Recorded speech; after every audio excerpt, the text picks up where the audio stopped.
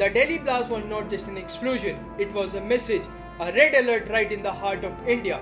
And now, as investigators uncover shocking links, doctors, students, young professionals, India is asking one question: are we facing a new kind of terrorism?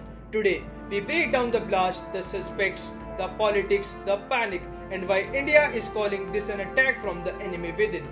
This is the full story. आज शाम करीब 7 बजे दिल्ली में लाल किले के पास सुभाष मार्ग traffic signal पर I-20 Hyundai गाड़ी में एक ब्लास्ट हुआ है। ब्लास्ट के कारण आसपास की कुछ गाड़ियां और कुछ मार्ग पर जा रहे लोग भी इंजर्ड होने के समाचार हैं। प्राथमिक सूचना जो मिली है उसमें कुछ लोग हताहत भी हुए हैं। ब्लास्ट की सूचना आते ही 10 मिनट में Delhi crime branch, Delhi special branch की टीमें स्पॉट पर पहुंची है। NSG और NIA की टीम FSL के साथ अभी गहन जांच करने का शुरू किया है। आसपास के स्थान के सभी CCTV कैमरा और बाकी सब चीज़ों की जांच के आदेश दे दिए हैं। मेरी CP दिल्ली से भी बात हुई है, स्पेशल ब्रांच के इंचार्ज से भी बात हुई है। CP दिल्ली और स्पेशल ब्रांच के इंचार्ज स्पॉट पर मौजूद हैं। हम सभी संभावनाओं को तलाश रहे हैं और सभी संभावनाओं को ध्यान में रखकर इसकी गहन जांच की जाएगी। सभी ऑप्शन की तुरंत जांच होकर नतीजा जो आएगा जांच हम जनता के सामने रखेंगे। On November 10th, a slowly moving Hyundai I-20 rolled into one of the oldest residential belts near the Red Fort.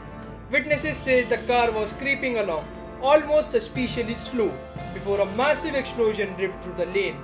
13 people died instantly, many more were injured. Burnt vehicles, shattered homes, debris covering the street, and within minutes, Delhi police, NIA, NSG, and forensic teams swapped in. For a city used to high security zones, this blast was a reminder. Even the safest corner of India capital are vulnerable. Here's where the things get interesting and surprising. For the first time in many years, India did not blame Pakistan directly. No press conference, no foreign office statement pointing figures. Instead, the government used a sharper phrase, anti-national forces, and suddenly the entire investigation turned inward, not outward. This shift has triggered intense speculation. Is India dealing with internal radicalization? The investigation moved quickly. Nearly 650 people in Kashmir get arrested, doctors, engineers and students. Among them, one name stood out, Umar Nabi, suspected to be the driver of the explosion-laden car. A day after his arrest, his home was demolished by security forces.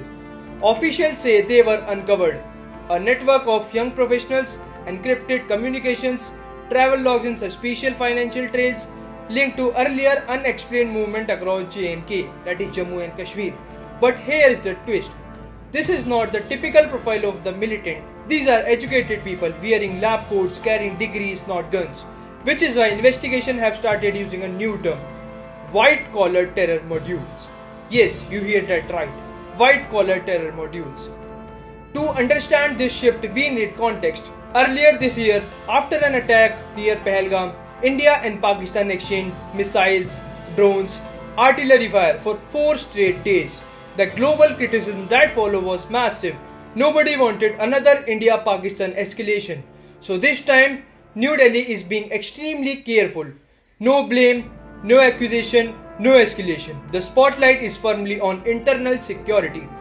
This approach signals a major strategic change. The blast has triggered one of the largest investigated crackdowns in the valley in recent years. Over 50 medical professionals has been questioned. Hospitals saw sudden raids. Devices, laptops and phones were seized. Doctors say they are shocked. Many feel targeted and profiled. One doctor said, "We treat people every day and now our own committee is under a cloud." It's difficult to accept.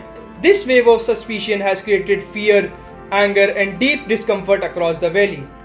Nation reaction has been powerful and concerning. Social media exploded with hate speech. Kashmiri students studying outside the state reported receiving threats. Several were asked by landlords to vacate their rented rooms. The right groups are warning this level of profiling can deepen alienation and worsen tensions. India now stands at a delicate moment, balancing security with social harmony. Royal family के सम्मानित सदस्यगण, भूटान के प्रधानमंत्री जी, अन्य महानुभाव और भूटान के मेरे प्यारे भाई और बहनों, कुजुजांग पोला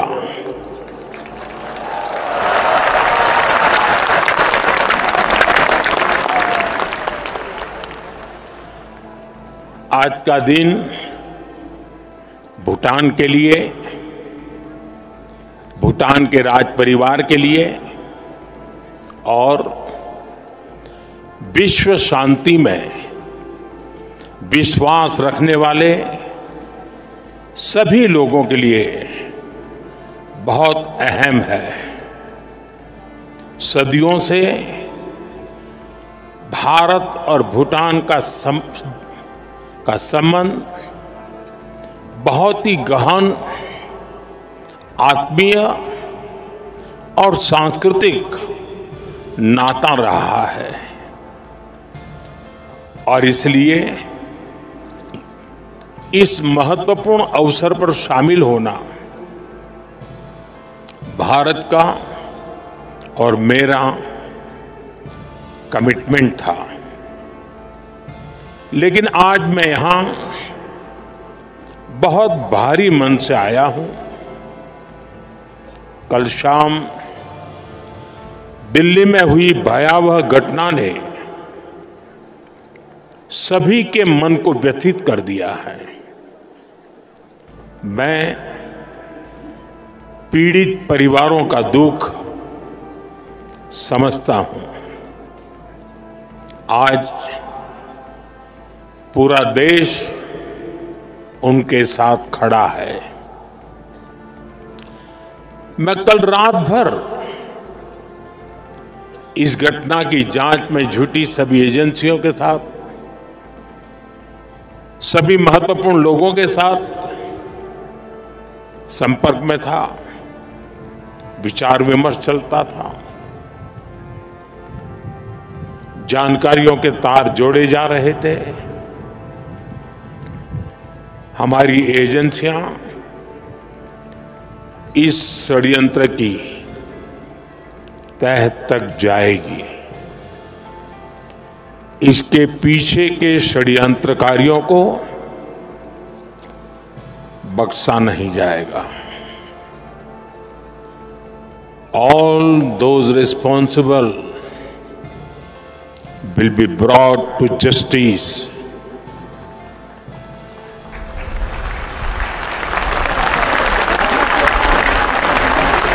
साथियों, आज यहां एक तरफ गुरु पद्म संभव के आशीर्वाद के साथ ग्लोबल पीस प्रेयर फेस्टिवल का आयोजन हो रहा है, दूसरी ओर भगवान बुद्ध के पिपरहवा अवशेषों के दर्शन हो रहे हैं और इनके सब के साथ हम सब his majesty the 4th king के 70